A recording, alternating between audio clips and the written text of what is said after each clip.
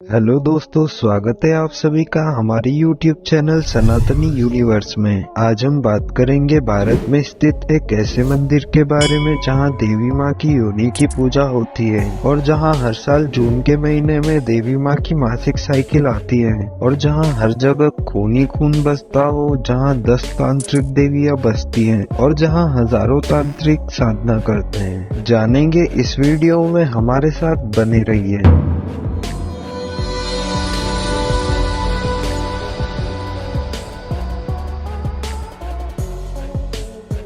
यह है दुनिया की सबसे पुरानी और सबसे ऊंची शक्तिपीठों में से एक, कामाख्या महासिद्धिपीठ यानी कामाख्या देवी मंदिर, जो हजारों साल पुराना है। ऐसा माना जाता है कि देवी सती की मृत्यु के बाद शिव जी बहुत दुखी हो गए थे। उनके जले हुए शरीर को लेकर पूरे ब्रह्मांड में चक्कर लगाने लगे। एक कहानी के अनुसार तब विष्णु जी ने अपने सुदर्शन चक्र से देवी सती के शरीर के 51 टुकड़े कर दिए। यह टुकड़े धरती पर अलग अलग जगह जाकर गिरे और पीठ निर्णय तंत्र के अनुसार इस धरती पर 51 शक्तिपीठों की स्थापना हुई। उन 51 खंडों में से देवी की योनि आसाम के नीलाचल पर्वत पर जाकर गिरी। गिरने के बाद उसने पत्थर का रूप ले लिया। इसी में मां कामाख्या देवी का वास है। कालिका पुराण के अनुसार देवी के शरीर के टुकड़े हो जाने के बाद शिव जी ने अपनी पत्नी की मृत्यु का शोक मनाने के लिए ब्रह्मपुत्र नदी के बीच बने एक टापू पर योग समाधि में लीन हो गए। इसी बीच उनकी गैर मौजूदगी में तारकासुर नाम के एक राक्षस ने पूरी दुनिया में हाहाकार मचाना शुरू कर दिया।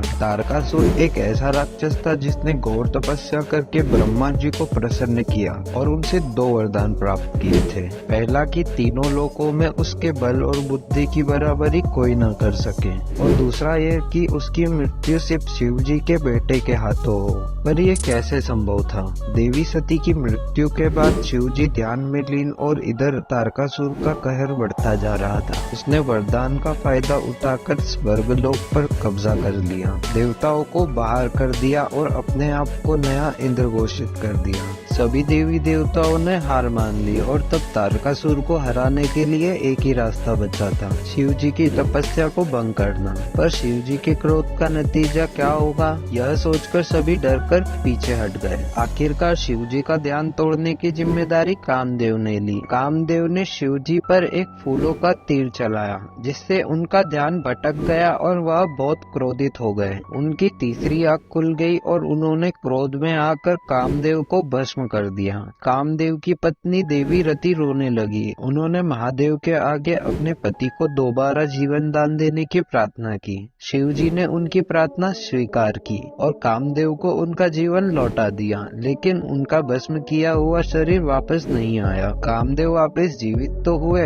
पर बिना अपने शरीर के। इसके बाद शिव जी ने कामदेव से कहा कि वह नीलाचल पर्वत जाकर देवी की योनि की पूजा करें, और उसके बाद कामदेव और रति ने सच्चे मन से देवी की सेवा की और कामदेव को उनका शरीर वापस मिल गया। और उसके बाद कामदेव ने वहाँ मंदिर का निर्माण करवाया। इस कहानी के अनुसार यह कारण है कि इस मंदिर को कामाख्या मंदिर के नाम से जाना जाता है। इसी के साथ जिस टापू पर शिव जी तपस्या कर रहे थे, ब्रह्मपुत्र नदी के बीच बना टापू आज भी वहाँ मौजूद है, जिसकी चोटी पर भैरव बाबा का मंदिर है। ऐसा माना जाता है कि भैरव बाबा शिव जी के अवतार हैं और इन शक्तिपीठों के रखवाले भी। इसीलिए इस चोटी पर बने मंदिर उमानंद मंदिर के दर्शन किए बिना मां कामाख्या देवी शक्तिपीठ के दर्शन अधूरे माने जाते हैं। हर साल लाखों भक्त अपनी इच्छा पूरी करने के लिए मां कामाख्या देवी मंदिर आते हैं और भैरव बाबा के दर्शन करके अपनी यात्रा को पूरा करते हैं। यूँ तो यहाँ पूरे साल ही भक्तों का आना जाना लगा होता है, लेकिन हर साल में 3 दिन ऐसे होते हैं जब यहाँ आने वाले भक्तों की संख्या कई गुना बढ़ जाती है। ऐसा माना जाता है कि यह 3 दिन देवी की मासिक चक्र के दिन होते हैं। इसी कारण मंदिर के पास बहने वाली ब्रह्मपुत्र नदी का रंग 3 दिन के लिए लाल हो जाता है। इसी को सेलिब्रेट करने के लिए हर साल जून के महीने में 3 3 दिन के लिए अंबुबाची मेले का आयोजन किया जाता है। इस दौरान मंदिर का दरवाजा भक्तों के लिए बंद कर दिया जाता है। करने से पहले मंदिर की जमीन पर एक सफेद रंग का कपड़ा बिछाया जाता है और जब 3 दिन बाद द्वार खोला जाता है तो यह कपड़ा पूरी तरह लाल और गीला हो चुका होता है। इस कपड़े को अंबुबाची वस्त्र कहते हैं, जिसके टुकड़े टुकड़े करके भक्तों में प्रसाद के रूप में बांट दिया जाता है। लोगों के हिसाब से यह कपड़ा देवी माँ का आशीर्वाद होता है और लोग इस कपड़े को अपने घरों में पूजा स्थल पर रखते हैं ताकि माँ कामाख्या देवी की कृपा उन पर बनी रहे। लेकिन तो मंदिर 3 दिन के लिए बंद हो जाता है, तो भक्त यहाँ आते किस लिए हैं? इसके पीछे का कारण है इन 3 दिनों का महत्व। सिर्फ देवी की मेंस्ट्रुअल साइकिल से नहीं, तंत्र से भी जुड़ा है। दुनिया की 51 शक्तिपीठों में से 4 शक्तिपीठ ऐसी है जहाँ सदियों से तंत्र साधना की जाती है। यह मंदिर उन 4 तंत्र पीठों में से एक है।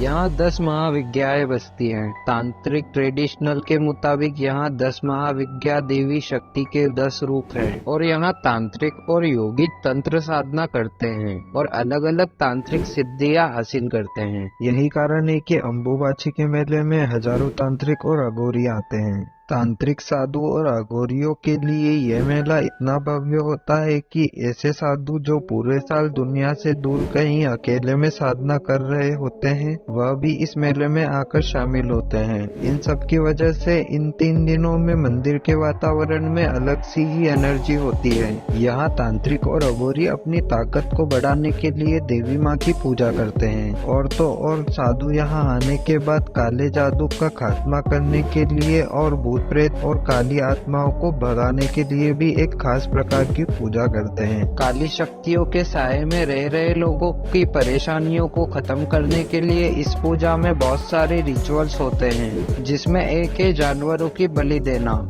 यहाँ कई जानवर जैसे कबूतर, भैंसे, बकरों की बलि दी जाती है। इसलिए मंदिर के परिसर में जमीन पर हर जगह खून ही खून दिखाई देता है। लेकिन यहाँ मादा जानवर यानी फीमेल एनिमल की बलि चढ़ाना सख्त मना है। इन्हीं सैक्रिफाइस के रिचुअल्स को देखने के लिए इस मंदिर में एक अलग जगह बनाई गई है। लोग कोशिश करते हैं कि वहाँ अपनी आंखों के सामने इन जानवरों का सर कटते हुए देखें। जो देवी माँ के लिए बलि चढ़े गए जानवरों का सर कटते हुए देखते हैं, वह पूरे साल सुखी और स्वस्थ रहते हैं। औरतों और काले जादू और तंत्र के अलावा यहाँ पर वशीकरण पूजा भी की जाती है। माना जाता है कि इस पूजा से आप किसी के भी दिमाग को अपने वश में कर सकते हैं और उससे जो चाहे वह करवा सकते हैं। सिर्फ यही नहीं, इस मंदिर में इकट्ठा किए गए पत्थरों को कामाख्या सिंदूर के नाम से बेचा जाता है, जिसे वशीकरण सिंदूर भी कहते हैं। माना जाता है कि सिंदूर में लोगों के दिमाग को वश में करने की ताकत होती है। लेकिन इस मंदिर की सबसे अनोखी बात है कि यहाँ मूर्ति की पूजा नहीं होती। हालांकि पूरे मंदिर परिसर में कई देवी देवताओं की मूर्ति है, लेकिन मंदिर में मुख्य गर्भगृह में कोई मूर्ति नहीं है। यहाँ योनि के आकार का एक पत्थर है जिसकी पूजा की जाती है। इस योनि कुंड से हर समय पानी बहते रहता है, जिसका सोर्स आज तक कोई नहीं ढूंढ पाया। अंबुबाची वस्त्र के अलावा यहाँ पानी भी भक्तों को प्रसाद के रूप में दिया जाता है। ऐसा माना जाता है जैसे 9 महीने बाद बच्चा माँ की कोख से जन्म लेता है, ऐसे ही देवी माँ की योनि से इस पूरी सृष्टि का जन्म हुआ था और देवी की मेंस्ट्रुअल साइकिल से इस संसार में जीवन बना हुआ है। लेकिन कुछ लोग मेंस्ट्रुअल साइकिल वाली बात को गलत मानते हैं और ऐसा कहते हैं कि नदी के पानी को लाल बनाने के लिए यहाँ के पंडित उसमें सिंदूर मिला देते हैं। कई साइंटिफिक थ्योरी ऐसा भी कहती है कि यहाँ की मिट्टी में आयरन भरपूर है, इस वजह से नदी का पानी लाल हो जाता है। लेकिन इतनी बड़ी विशाल बहती हुई नदी का रंग सिंदूर से सिर्फ कैसे बदला जा सकता है? और अगर इसी कारण से नदी का पानी लाल हो रहा है तो साल में सिर्फ 3 दिन ही क्यों? तो दोस्तों, आपका क्या ओपिनियन है? कमेंट करके जरूर बताना और हमारे चैनल सनातनी यूनिवर्स को सब्सक्राइब करना मत भूलना, ताकि ऐसी ही इंटरेस्टिंग वीडियोस आप तक पहुंचती रहे।